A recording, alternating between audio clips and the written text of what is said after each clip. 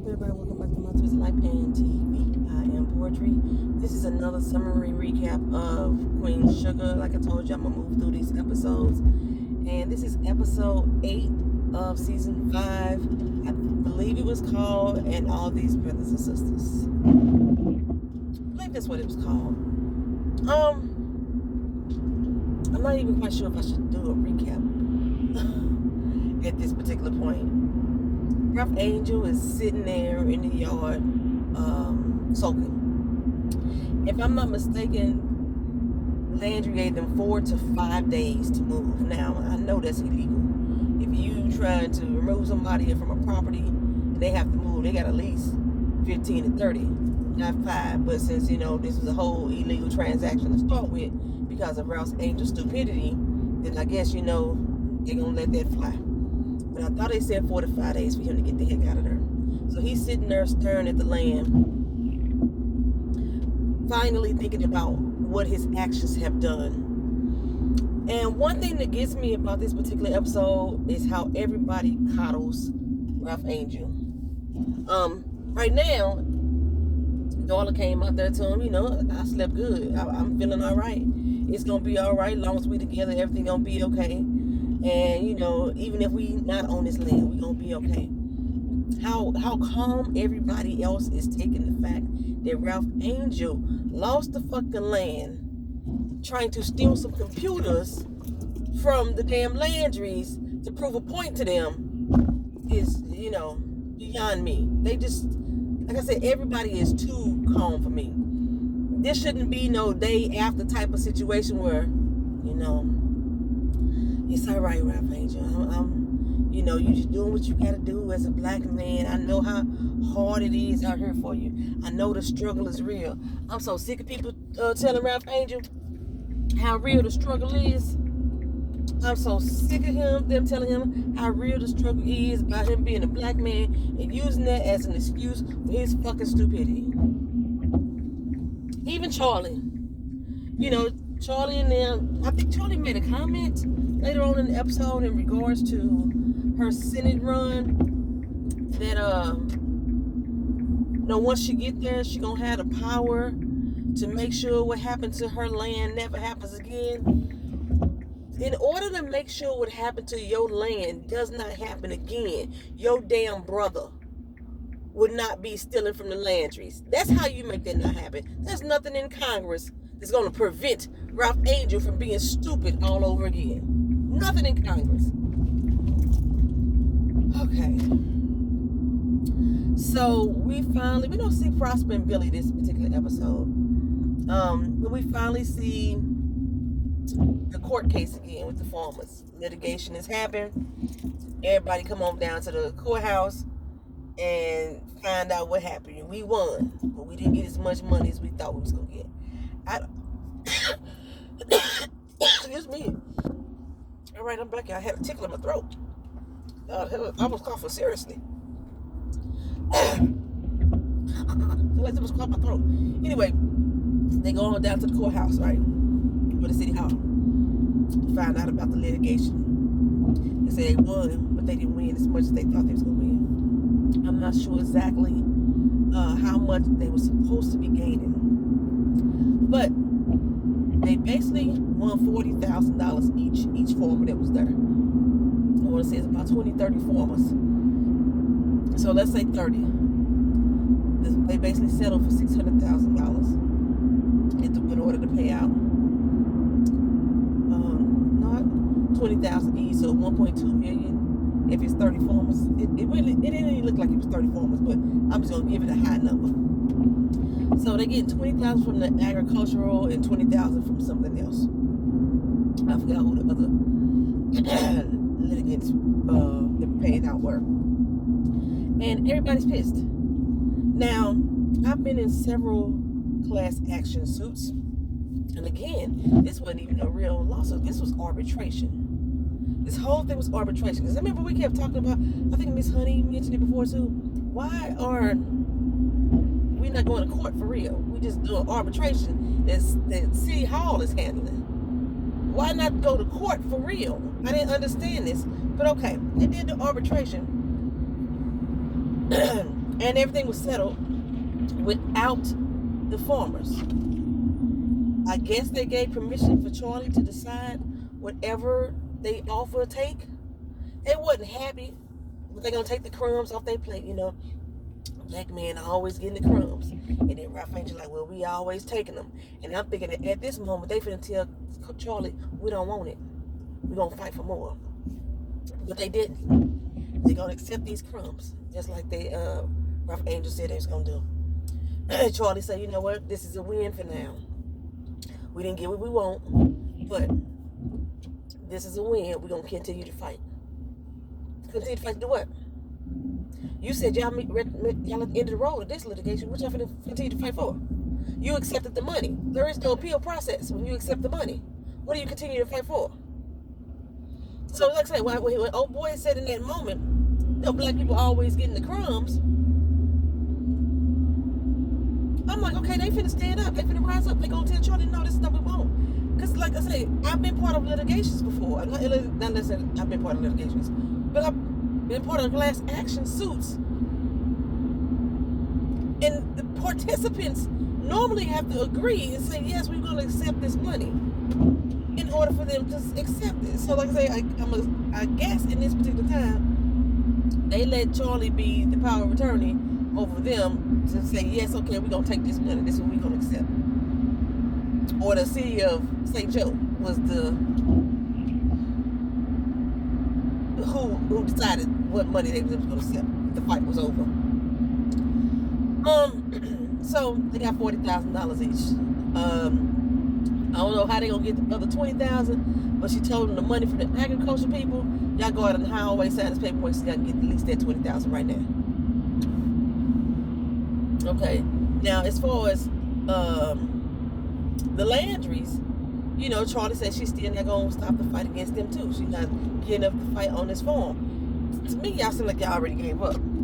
Y'all finna put it in his hands. Y'all seem like y'all already gave it up. That's what it seemed like to me. Or at least the mindset is there that y'all already given it up. So apparently they've been looking for Theo. Regardless if they looked for Theo or not.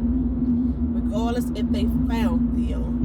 And Theo admitted that this was a setup by Landry's. The thing is, he still did the crime.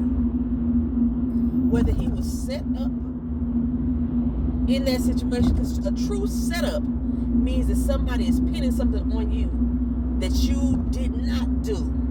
You still did it. So whether he say that the Landrys orchestrated this, that's what it was. It's not a setup, it's an orchestration. It is an orchestration to commit fraud. Ralph Angel still will go down with the Landrys because you still did the time, committed the crime.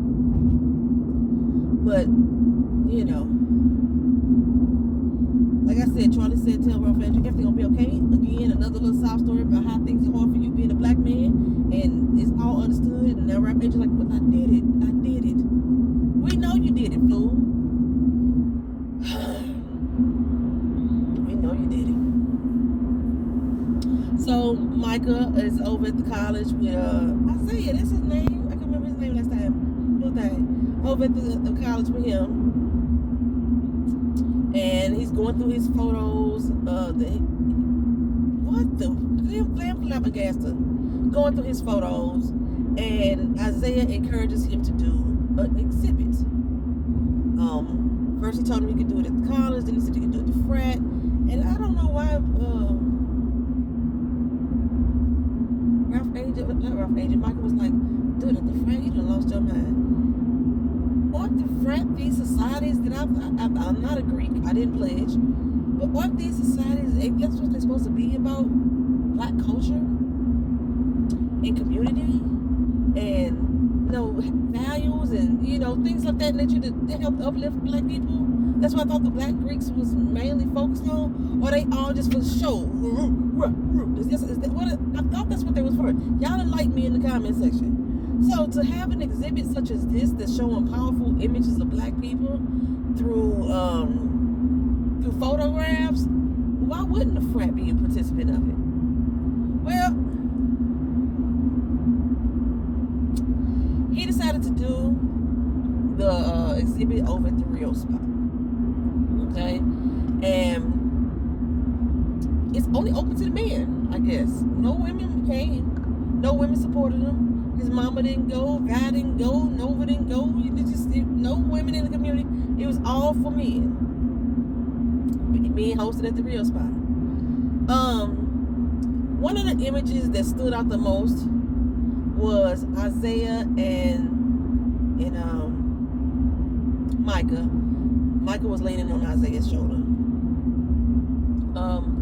And one of the old heads was like, "What the heck is this? Is this what you mean about change? You know, because they was having a conversation about change and how black people need to stand up and rise up because they was coming back off the tail end of the doggone, the city hall meeting. And Mike was telling them that we need to fight, we need to liberate ourselves, we need to change our mindset. And so the brother looked at the picture like, is this what you mean by change, right? And of course, Micah all took immediate offense to it.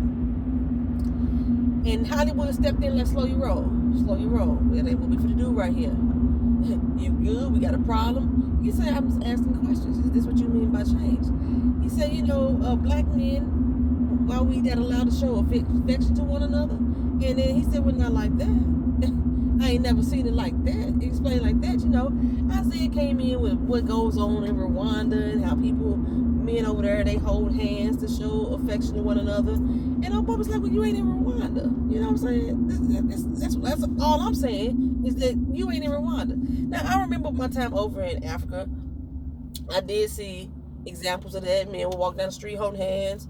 I told y'all before, there was one particular story that I was told that certain parts of certain tribes, the men are allowed to engage sexually with the other men as a way to practice for the wife. There was no love or passion that was supposed to be taken from that.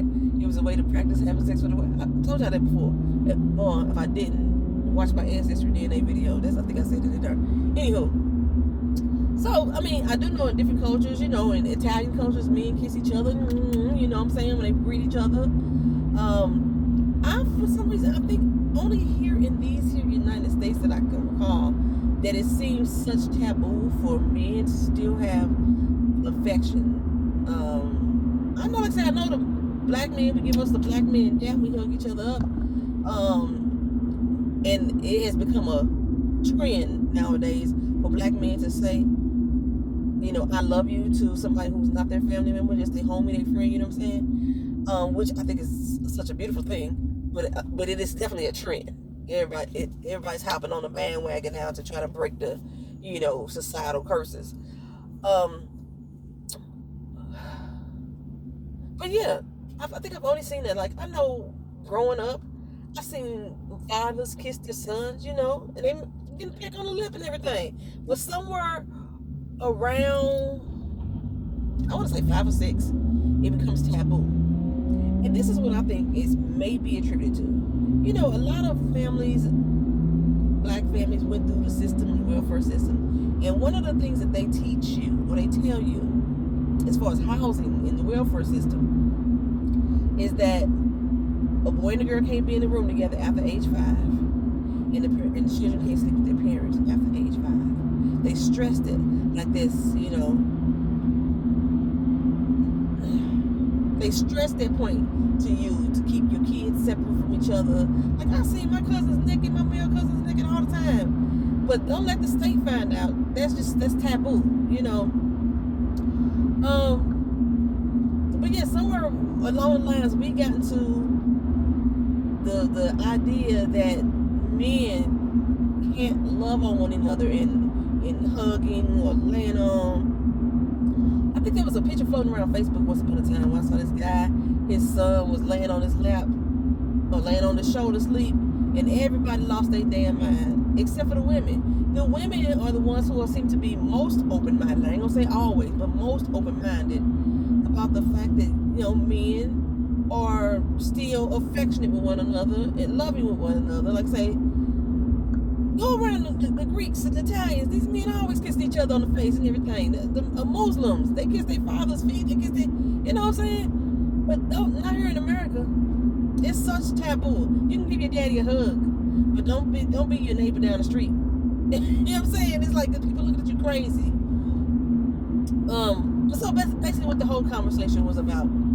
And it seems like Micah gets more upset about everything than Isaiah does. At this point, Micah has not even confirmed that Isaiah gay. He ain't asked himself. Why? Because Micah really don't want to know. Micah really don't want to know.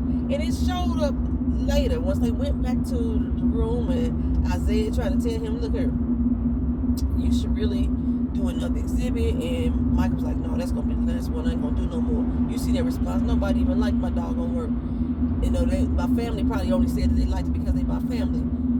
They only talked about one picture in a negative way. And there was only one person that brought it up. Everybody else was defending it and everything, right? And so Isaiah was saying it too. And he was like, this is not like you.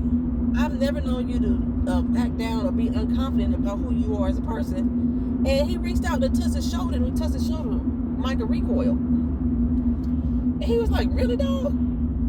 You know, I think he was asking him earlier when they go out and get something to eat or something like that. And Mike was like, I ain't feel like eating. He was like, really? That's how we really doing? He said, bruh, talk to me. You know what I'm saying? Let me know what's going on. What are you feeling? And then I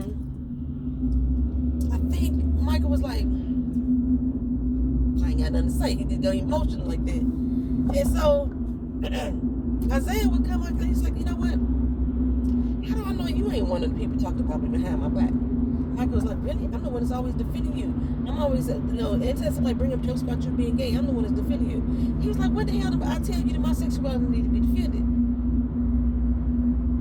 Okay. And that's what I was saying. Like, Micah, you don't even know if the dude gay or not. Like, we all assume. I still think Micah gay. I mean, I know Micah, the actor, the who playing him is gay in real life, but like the character, you know, whatever. Anywho, I'm by, we finally seen some episodes of her having a relapse with her lupus. I guess the stress of it all, losing a limb, everything is finally taking a toll on her. Her skin is getting the lesions on her skin. She's getting dizzy and everything. And, you know, she keeps telling the family, you know, I'm going to be here. I'm going to make sure I do everything I can do to stick around as long as possible. But when Hollywood wants to take you to the doctor for treatment, she like, I ain't going. I'm not going. He like, come on now, you got her passing out. She's like, that's all I need is my medication and some rest. I done dealt with flare-ups before. Why are you denying your health care? We still in the middle of a pandemic, first of all. You walking around town without no mask on. I ain't never got one on no more. You very susceptible to the C-19. And here you are passing out, getting dizzy, having dizzy spells. If you was taking your medication like you were supposed to in the first place, then what makes taking your medicine the cure-all, to the be-all, you know what I'm saying, right now? Nova, she's still stressing about the police thing. What gets me about Nova is like, you've been an activist all this year, and I'm surprised you've never had any real interaction with the police. That this one right here, when they come to your home to arrest you, this is what terrorizes you the most. You know, you've been out here preaching all this stuff to people about staying strong and dealing with the cops and justifying why you fucking with cops, you know, in a romantic way. And now they come into your house this one time. I understand the PTSD of it. I ain't denying it, said she don't have it. But the mindset that you've carried throughout these seasons doesn't match your actions right now. That's what's getting to me. Yeah, I guess you never know when somebody's going to be triggered, what it's going to take to trigger somebody. And so she needs to go off to go find herself. And of course, I knew Dominic was going to show up. This motherfucker ain't never at work. Never at work. No, we're talking about taking off to go listen to her ancestors speak. And she don't even know how long she's going to be gone. He like, I'm going to go with you. And she's like, you can take off work for that? He took off work just so he can get to know what he said. They went over to the Whitney plantation. I don't think I ever want to go see a plantation. I don't know if I could carry that energy with me. Just driving through Florida, sometimes depending on these neighborhoods I go through, I feel the souls of black folks, and they just heavy and weight on me. So I don't know if I ever want to go to the Whitney plantation. If I'm not mistaken, the Whitney plantation is the one that Giselle on the Real Housewives of Potomac, that her family owns. If I'm not mistaken, I remember the episode when they went to the Whitney plantation. I thought her family owned that plantation, which is now a piece of art, a museum, and everything. it was some really special moments there that I'm not gonna talk about because I'm almost at work. But it was some really special moments there, especially with the little girl running around talking to the statues, things of that nature. And Dominic's, idea about he wonders why we haven't raised out as a people, to do everything we can to fight back. I've always wondered that. And Nova was like, it's because we are the wonder.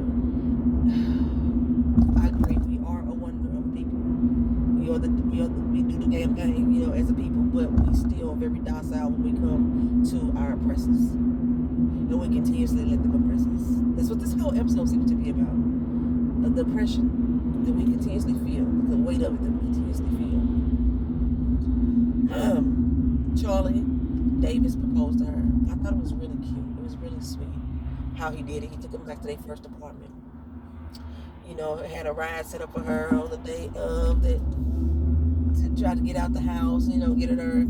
And she turned this proposal down, which I'm not mad at her. But the reason why she said she turned it down is because she couldn't do this Center run, and she just think that having a long-distance relationship and then adding this on top of it was going to break them, early on in the marriage. Why would y'all be married right there? You can get engaged and have a long engagement without getting married the next day. So she's going to be on the road that first year. That's a good testament to see whether or not y'all can be married. David said he ain't going nowhere. He a very patient man, but you could have accepted the engagement. You said you love him, man. You could have said, fine, I accept the engagement, and then plan for the wedding after the Center run. See, you may not even win. I mean, that's what my thought on it. That's my thought on it. Am I missing anybody? Because I'm almost over. Darla found him an apartment at the end, and Ralph Angel said he didn't want her to do that. First of all, I'm just surprised that neither one of y'all ain't got no damn jobs. Y'all ain't had no job in over a year. You pregnant with a baby. He got a criminal background, and y'all was able to find. She was able to find y'all an apartment, and you tell her, no, let me handle that. I'm gonna be a man. I'm gonna get it over your job. Should have been doing that. I can go back to the nursing home. Should have been did that. All the stuff that you've been doing, all the doggone loans you've been taking out, you could have been went back to the nursing home if it was that doggone easy for you to do. So it just pisses me off. Oh, Ralph Angel just pisses me off. Let me get off this phone, y'all. I'm gonna talk to y'all again later. Like, comment, share, and subscribe. Peace.